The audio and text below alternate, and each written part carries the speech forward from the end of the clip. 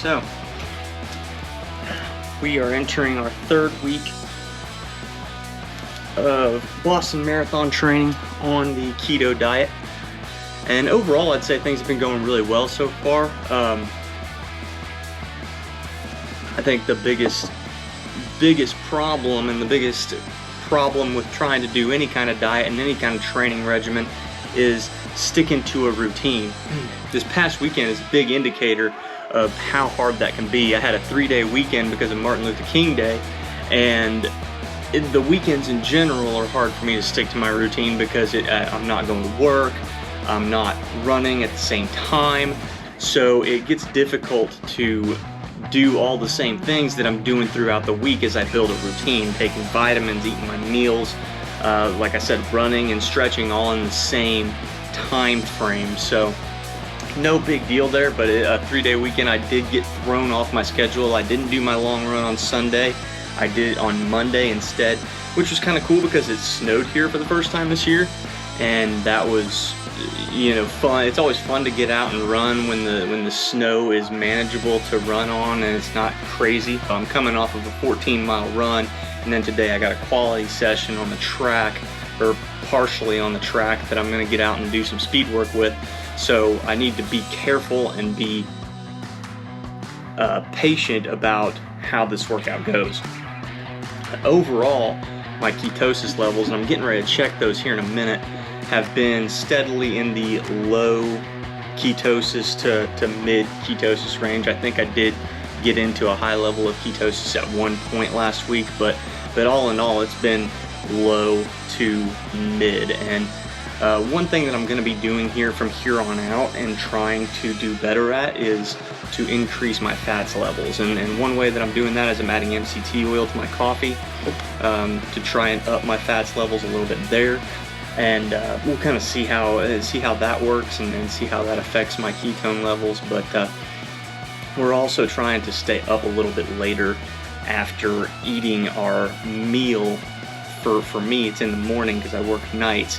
So I'm eating first thing when I get home, and then normally I crash. But we're trying to stay up a little bit longer to try and not just eat and then go directly to bed. So we'll see if that helps, see if that helps at all and makes a difference. But as far as my fitness levels go, I'm feeling really good about that. I think that my fitness is fine. It's just going to be a matter of sticking to the training and sticking to the routine and making sure that I'm getting those miles in. So at the end of the day, the running is going to come first and the diet will come second. I'm still losing my weight. I've lost, you know, quite a few pounds already just by cleaning up what I'm eating. I don't think it has anything really to do with the fact that it's the keto diet. I think it's just the fact that I'm cleaning up what I'm eating and not just eating whatever I want. So that's a big thing there. The workouts that I've been doing have been very successful. I've got no problems with that. The 14-mile run yesterday felt a lot better than my 15-mile attempt the week before. Of course, I was trying to go off of a very low carb count for, you know, last week, rather than, you know, trying to make sure that my body was properly fueled. And this week I was a lot better shape, I was a lot better fueled, and things just went better for this 14-mile run that I did yesterday. Today we've got like I said, we got a track workout.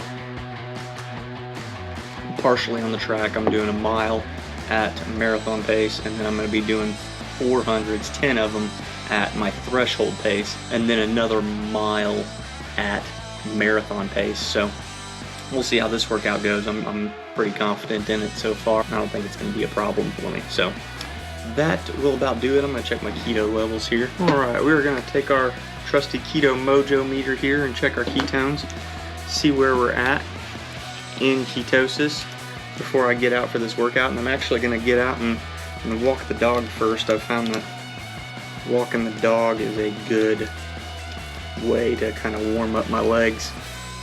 I like getting out and walking before I go and try to run. So he's sitting there waiting for me, bugging me. So alright, so I'm gonna check my glucose first, and the way this thing works is You check your glucose and your ketone levels, and those work in conjunction to give you your overall GKI, or your overall ketosis level. So 89 for my glucose. Check our ketones here. That one takes a little bit longer. And of course, we got to download those readings. 0.3, so I'm probably not going to be in ketosis, I don't think. It's kind of weird, but we'll see. Check the numbers here. So no, according to this, I am not in ketosis right now, so not really sure why that is. Did have burgers this morning on keto bread before we went to bed, but again, it was about an hour after we ate that we went to bed, so I'm not really sure why that is.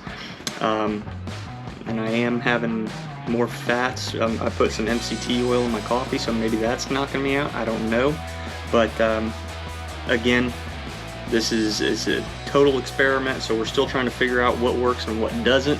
Maybe that keto bread's just not really working for me. So I don't know.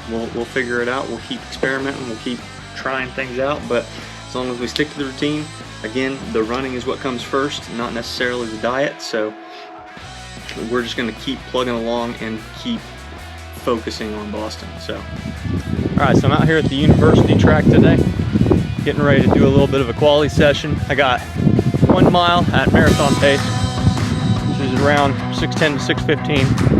I want to try to get that closer to 6:10 today rather than 6:15, but it is kind of windy out, so we'll see how that goes. Looks like we got the university runners running back this way. Hope they're not on the track when I get back. So yeah, after I get done with that mile, I got 10 by 400 on the track. So I'm going to do them on the track at threshold pace. So they're going to be about 128 is what my threshold pace is per 400, but I'll probably knock those out in under 125. I usually, that's just a comfortable pace for me at threshold. So we'll kind of see how it goes. So anyway, and then we're going to follow it up with 1 more mile, again at marathon pace. And so yeah, anyway, that's our Tuesday session.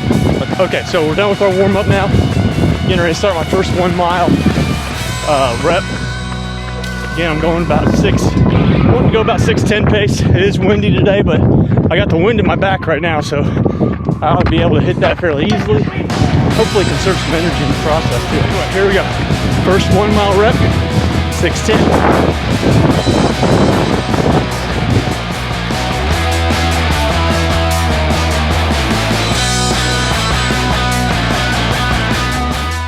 So just finished our first 1 mile rep. The reason I do the quotation marks is because I actually had to cut it off just a little bit short. So we're at the track now after that first 1 mile rep, and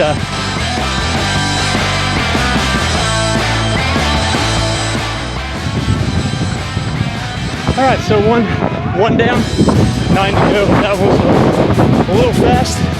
I tend to do that on my first reps a lot of times, trying to get the feel of what my pace is, and 400 meters isn't a whole lot of time to really get an idea of what pace I'm going. So a lot of times in a race, it takes me the course of basically a full mile to kind of settle into what pace I want to be going to start the race at. But anyway, that's one.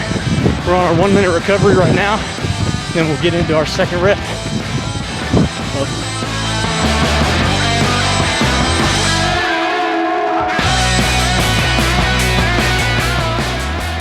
Just got done with rep number 5, 400 meter rep number 5.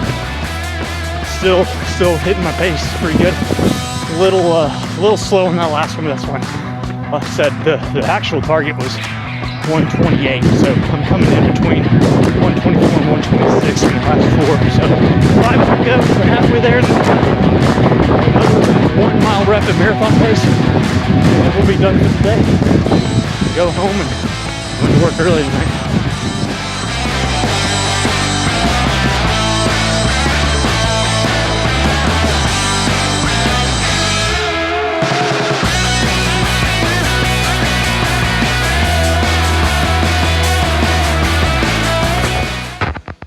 So leaving the track now, getting ready for that last 1 mile rep. Hopefully, I'm gonna keep the wind at my back. Not trying to cheat or anything, but I want to be able to run this last rep a little quicker than what my pace is, and not try to overexert myself while doing it. So here we go, last 1 mile rep and a 10-minute cool down, and we'll be done with this Tuesday session.